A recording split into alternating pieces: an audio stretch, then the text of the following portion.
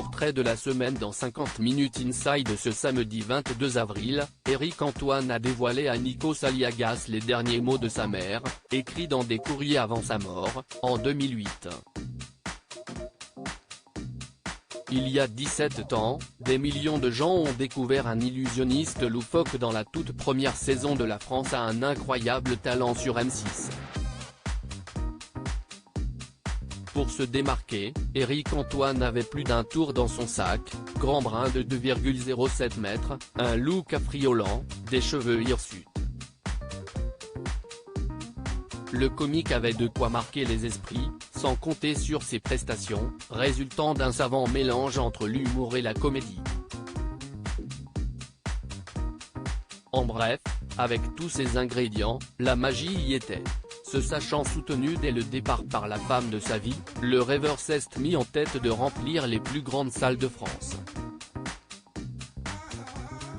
Malheureusement, la mère de l'artiste, Françoise, décède en 2008, peu de temps avant le lancement de sa fameuse tournée Réalité ou Illusion.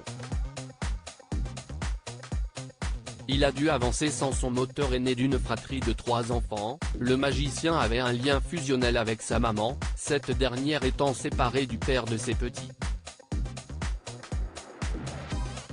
S'il a souffert de sa singularité plus jeune, Éric Antoine a trouvé sa voie grâce à sa mère. Celle-ci a donné une réelle impulsion à sa carrière, elle a vu les tout débuts. Elle a vu, je crois, mon premier autographe et après elle est partie, explique-t-il face à Nikos Aliagas dans 50 Minutes Inside ce samedi 22 avril. Mais si est elle qui m'a dit, alors que j'étais en psycho et en médecine, va faire du théâtre, se rappelle l'étudiant attentif. Éric Antoine encouragé à suivre sa vocation si est ainsi par le biais de sa maman que le natif d'Enghien-les-Bains rencontre un professeur de théâtre. Et là encore, Françoise est au rendez-vous, assistant à la moindre représentation de son garçon.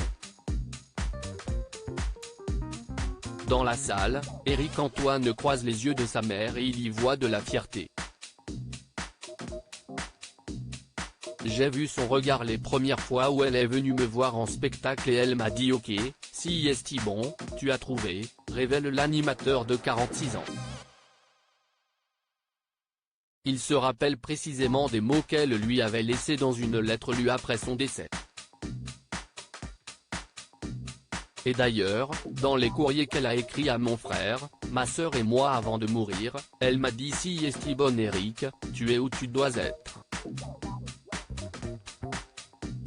Et ça, si est, conclut-il, envahi par l'émotion. À lire aussi Éric Antoine, il dévoile le mensonge amusant qu'il faisait à sa mère lorsqu'il était enfant.